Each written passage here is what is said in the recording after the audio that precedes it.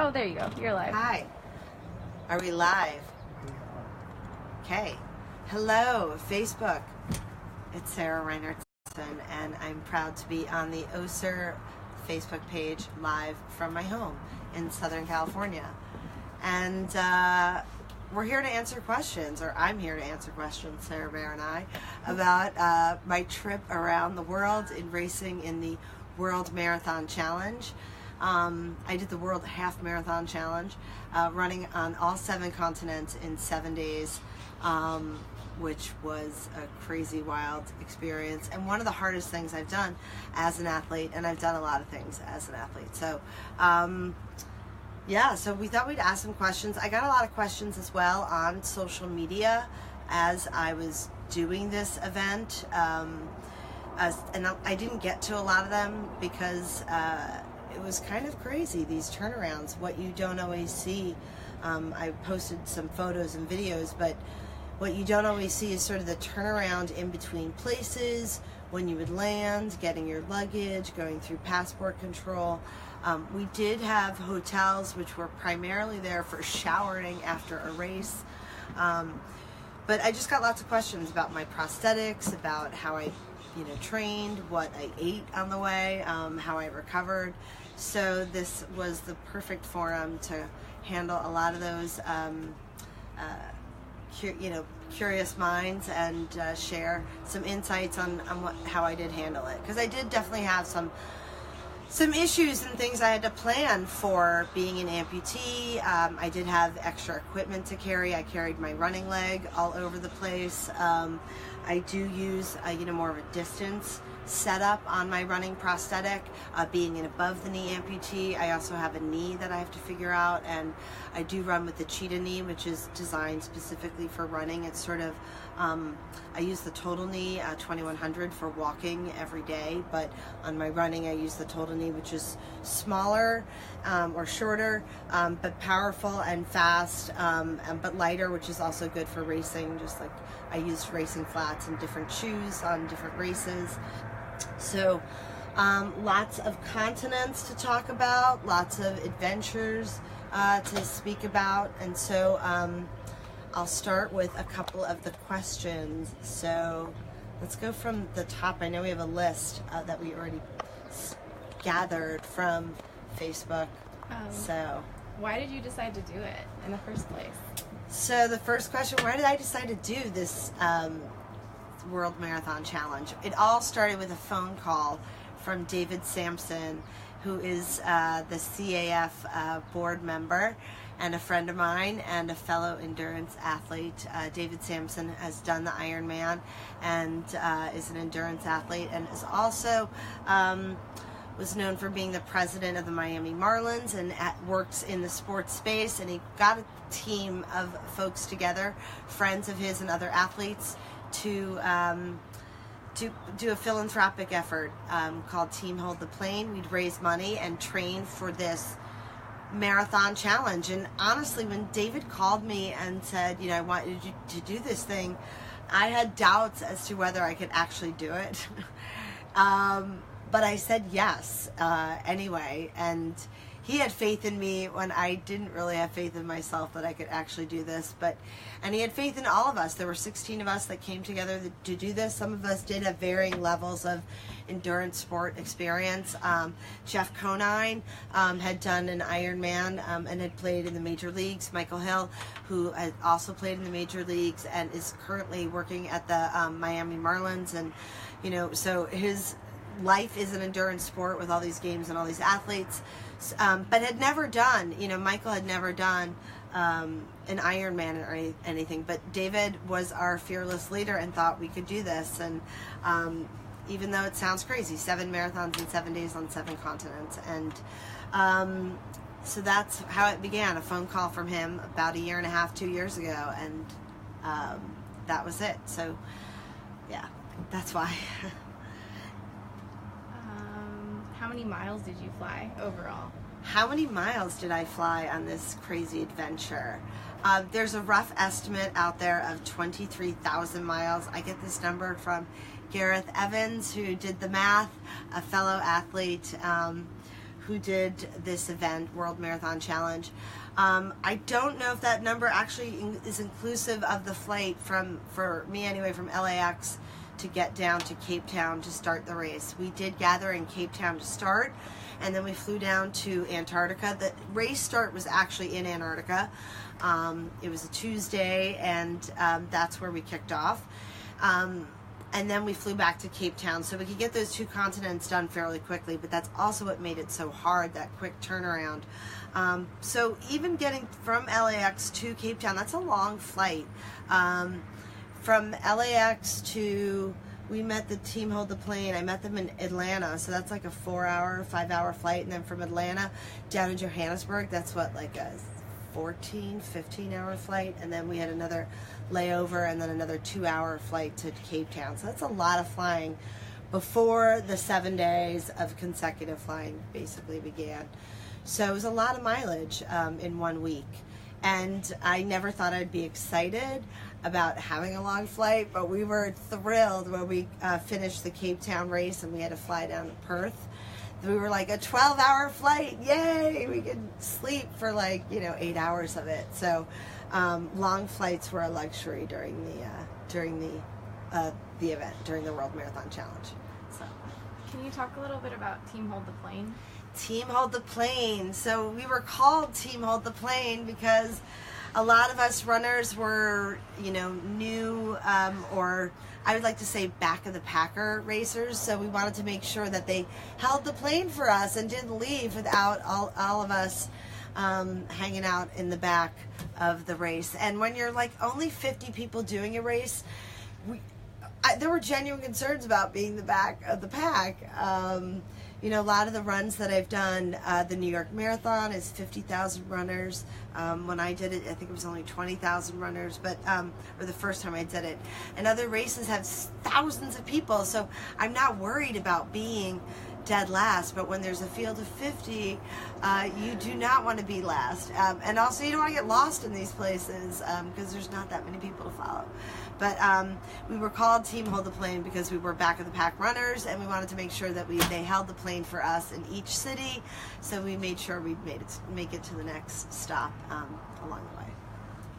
So there's a question from Pete Fuentes, and he wants to know how many legs you used on the marathon. Were there different legs for different terrain? Did you have trouble with street surfaces in certain places? Yeah. Thank you for the question about my legs. Yes, my legs are a race equipment that I have traveled with around the world even before this race.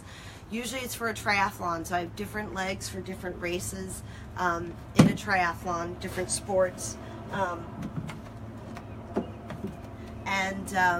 I have a leg to ride my bike, I have a leg to run with, a leg to walk with, and then of course, so for this race I didn't worry about bringing a biking leg, I just brought my running leg. So I had to, of course, the leg to walk around in, and then this is my running prosthetic. And you can see I have the Flex Run with Nike sole, and that's designed more for distance running, I would say. It's different than what you might see during the Paralympic Games when they're on the track and they have more of a track spike or an alignment that's more on their toes because they're running for 100 meters, 200 meters, so they can just maintain on their toes. But when you're running a distance of 21 Ks or 42 Ks, half marathon, full marathon of 26 miles, it's hard to, be on your toes. So this is more aligned for distance running. And then this is the Cheetah knee, which is a hydraulic knee designed specifically for running. And then I use a suction socket. So I use actually a liner, an Oser liner, an ice Ross liner with a seal in, and then that's the valve. I just press that, so I just seal in. I don't have to wear a belt. It's very comfortable, and the silicone's comfortable. But this is what I had to carry. So I'd wear this during the race, but then I would shower and change and wear my walking leg to get on the airplane. But I always had this on the plane with me. Like when I checked my bags at the airport, even for this event, we would check our bags, even though it's a chartered plane, and it would go underneath the plane. I would never let this sit underneath the plane. This was always with me, up above. Like I always had it in my compartment above my seat. I use a baseball bat bag. It's long enough and skinny enough that I can fit this in there, and I would just carry this. And I also carried with me some spare parts because I just wanted to be self-sufficient, just like I am during a triathlon. I always have spare tubes, right? If I were to have a flat tire, I want to be able to change that tire. I even have other mechanical items for my bike. When I go to a race or a triathlon, I have a little mechanical toolkit. So I did have a toolkit for this race, for my legs, a specific toolkit for that purpose. A couple of Allen wrenches, some other small wrenches too, so that if I had to install a knee, I could. And I carried 2 spare knees with me. I had a spare cheetah knee, and I had a spare total knee for both my walking leg and for my running leg. And I had all the tools. If I had to, I could switch out those knees. I didn't need to. They all held up to the elements, so I was fine. But I wanted to have that with me, and I certainly didn't want to wait for FedEx or UPS to catch up to me if I needed something shipped to me. That made no sense.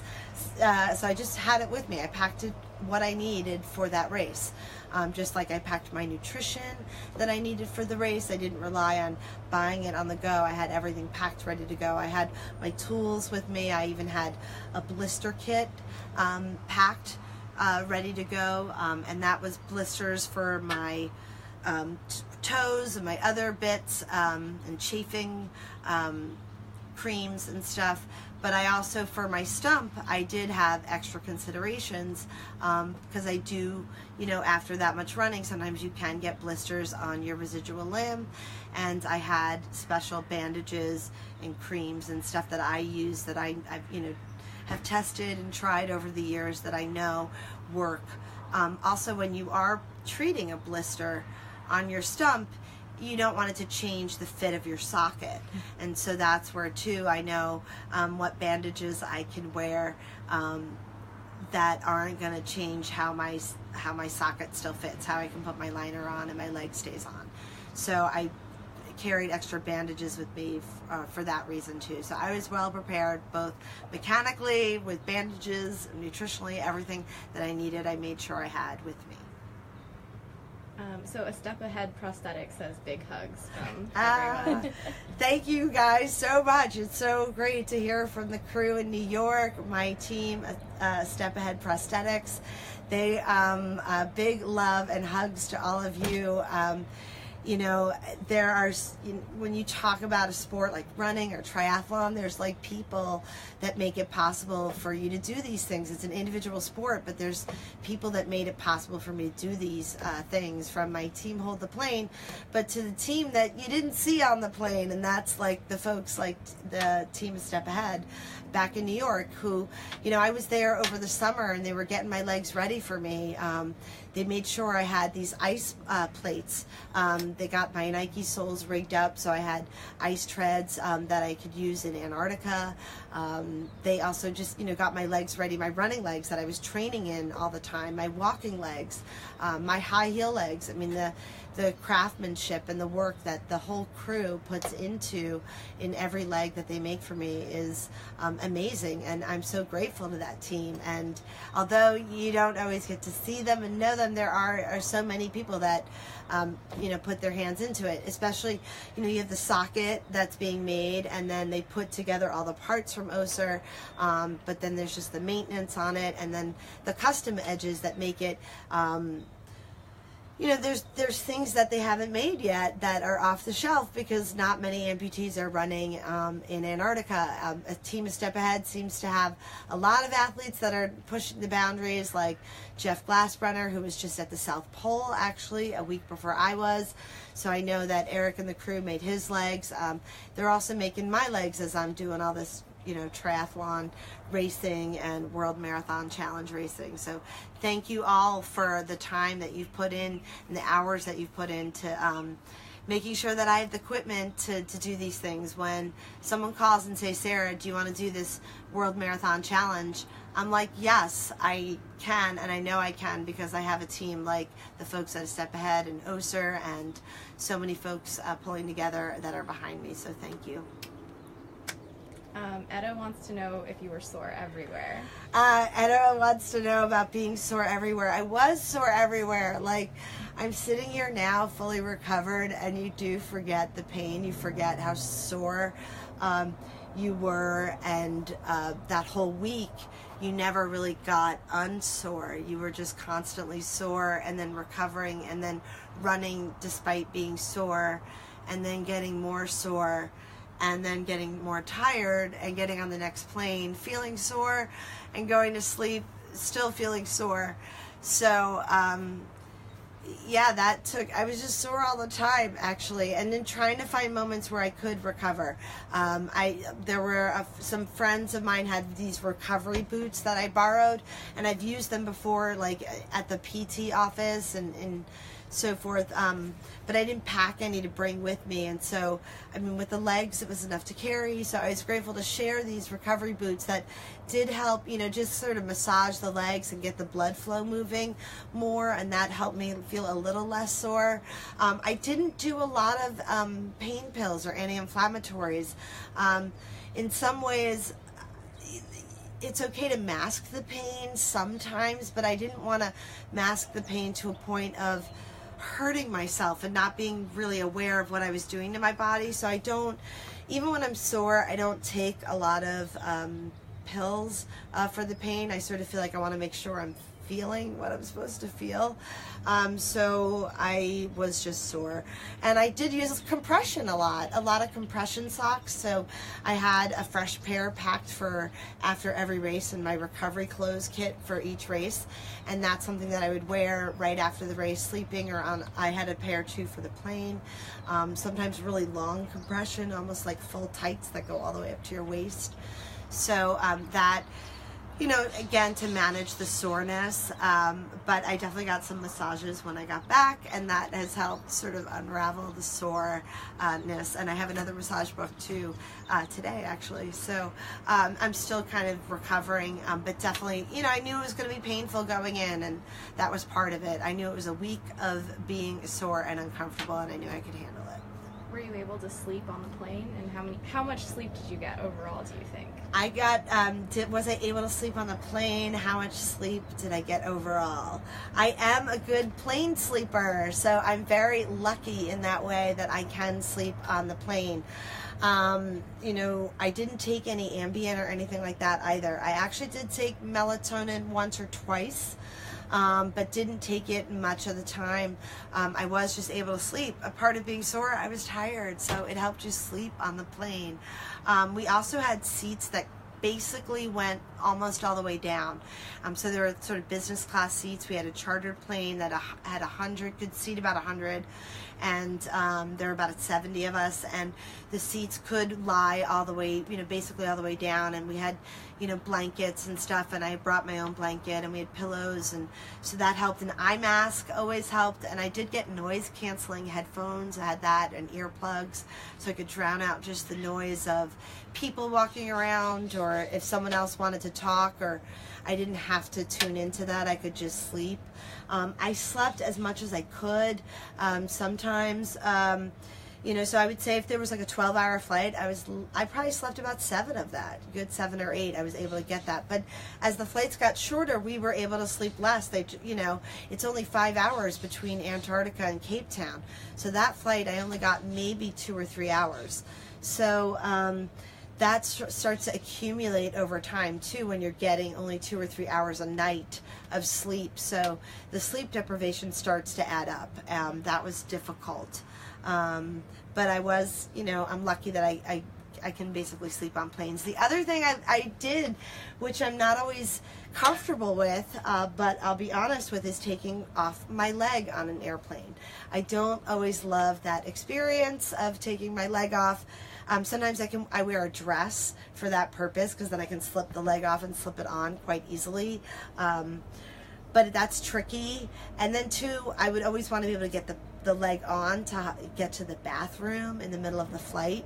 But on this particular race, I did get quite comfortable and cozy, and I would just hop to the bathroom. And that was the first time I've ever hopped on an airplane to and from the bathroom. But I figured it was an unusual week, and I just had to do it, and I just wanted to get sleep, and sometimes I didn't want to fumble with the leg. I just hopped to the bathroom and then hop back and quickly back to sleep.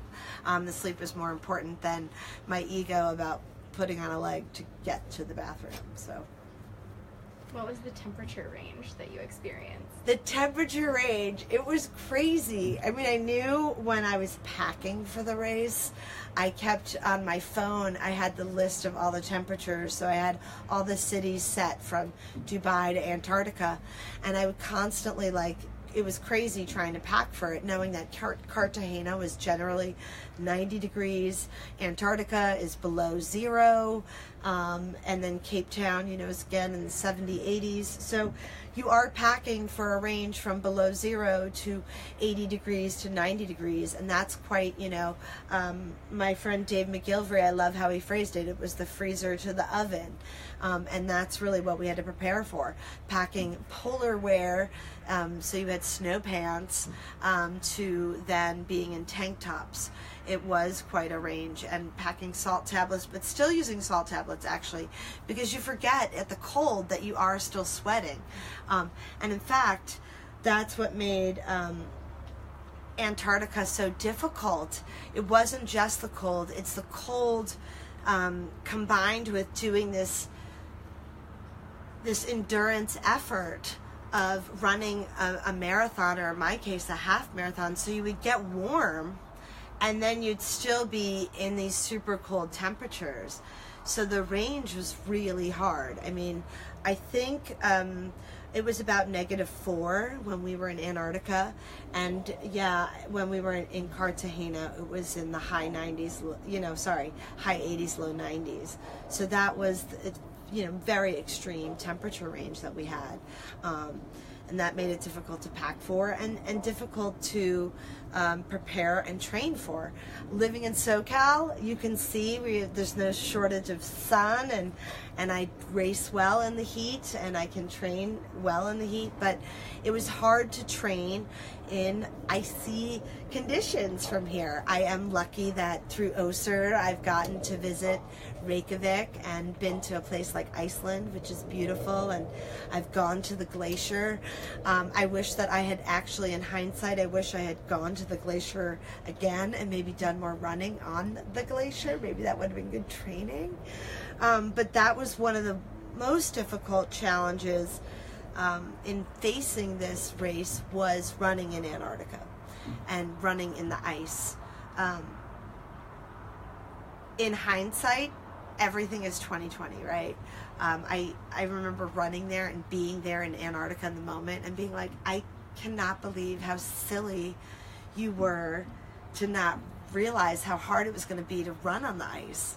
It's like, of course, it seemed obvious, and we planned for it. I had that custom Nike Soul Tread spikes that we made, or A Step Ahead made me, but so I was prepared, but it still took more energy out of me and my body and caused my muscles to tighten up. It was like I was using muscle groups that I didn't use when I'm just running the trails here. So I just felt things activate and tighten up in a way that surprised me when I was at the bottom of the earth. And it shouldn't have surprised me that it surprised me, but it did, and it took a lot more out of me.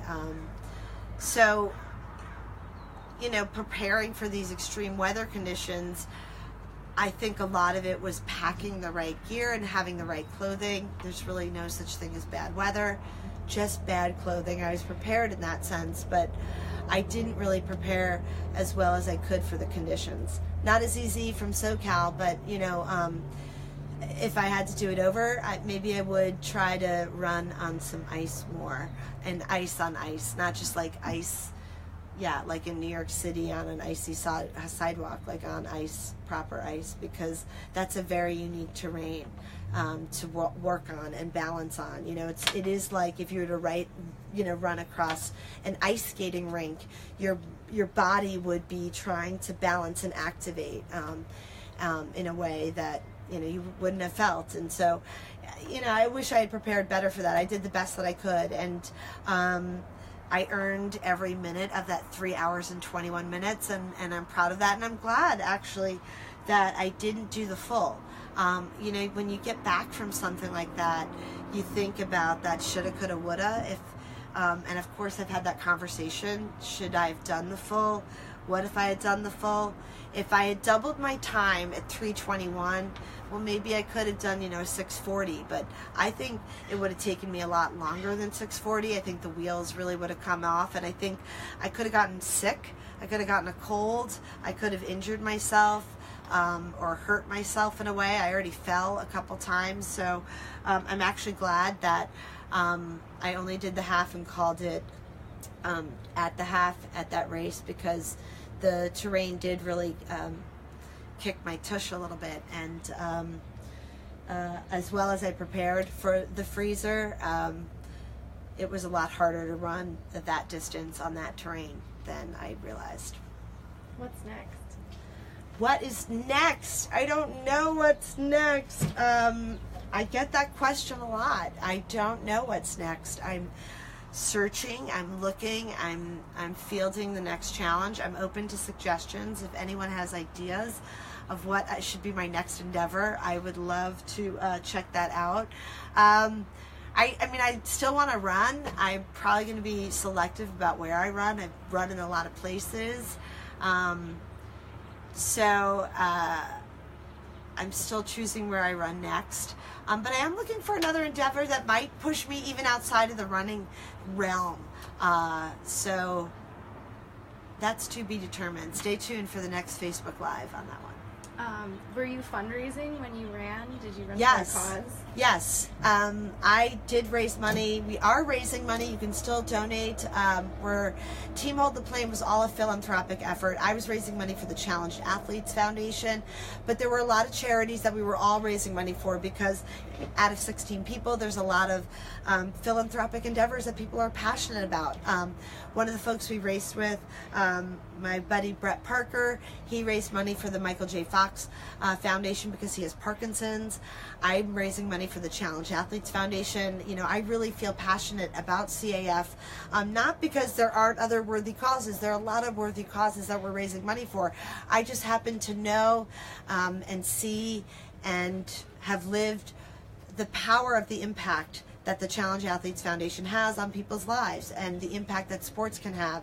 I know too how difficult it is for people to get funding for that adaptive sports equipment, especially coming from the United States, but it's not unusual in many parts of the world that adaptive sports equipment is not covered by your health insurance plan.